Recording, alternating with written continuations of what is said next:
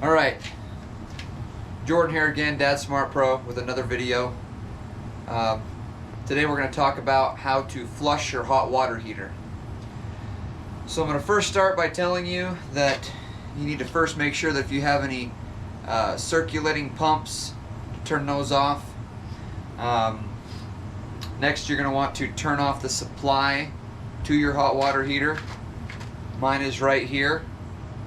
So you just take this lever and bring it down like that, so it's like this. Alright, so it's in the off position.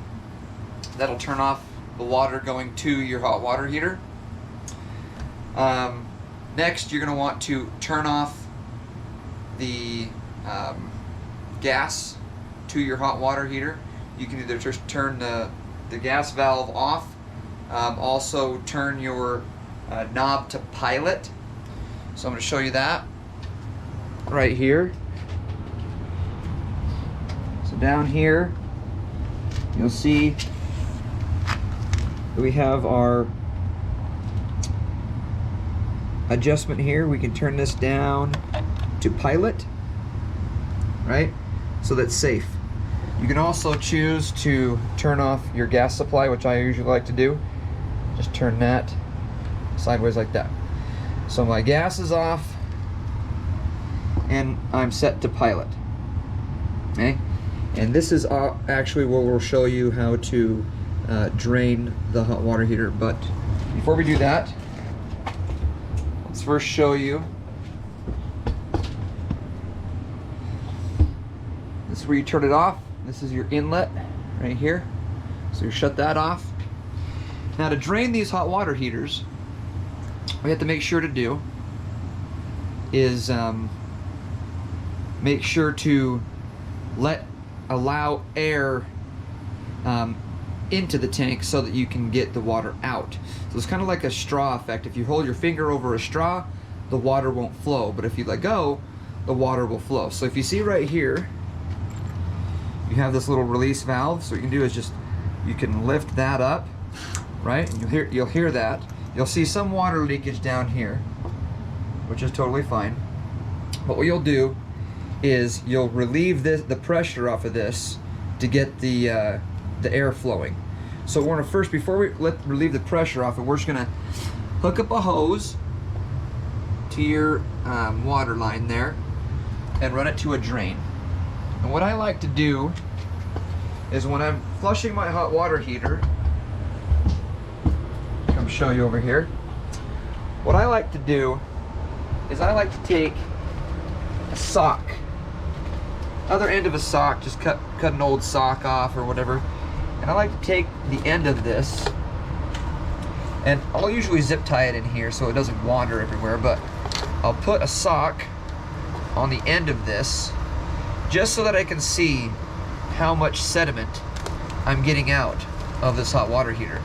So the whole reason we flush the hot water heater is that a lot of sediment builds up, right, at the bottom of your tank. So if you live in an area like I do in the mountains where your water is really hard, and what I mean by hard is there's a lot of mineral and salt and minerals inside your water. So if you're on well water or whatever, you might get a lot of hard water. So again, turn your supply off. We're going to turn this on in a second so that we can get some air flowing, but make sure you got a hose attached, run into a drain, and then put a sock on the end if you want to catch the sediment to kind of see how much sediment you're building up. So one way you'll know if you need to flush your hot water heater, you'll start to hear these popping or banging sounds, like those kind of sounds, like someone's knocking at your door, but really it's just the sediment is building up in this hot water heater and it needs to be flushed, because what's happening is the heat is expanding and you're getting a lot of that sediment is starting to break up and pop and move around in there. And so if you don't flush your hot water heater at least once, twice, sometimes even 3 times a year, what'll happen is sediment will start to build up in this hot water heater, and then it'll be almost impossible for you to get it out. And then you're looking to replace your hot water heater.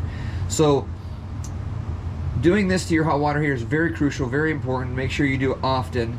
And another thing to note is right here, most hot water heaters have what is called an anode rod.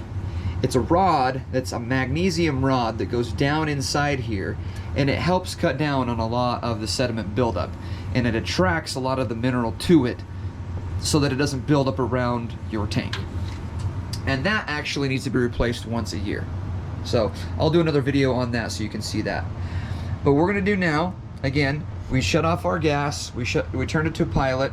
Now what we're going to do is we're going to take a screwdriver and we're going to undo the little, right here, you put a screwdriver here to undo this to relieve the pressure and to take the water out. So, let me grab my trusty screwdriver and sit down over here. All right. So I'll just put this down so you can see it. All right, so I'm just gonna take this and we're gonna unscrew it a bit. Just gonna do it a little slow at first. You start to hear it popping a little bit going on in there. So now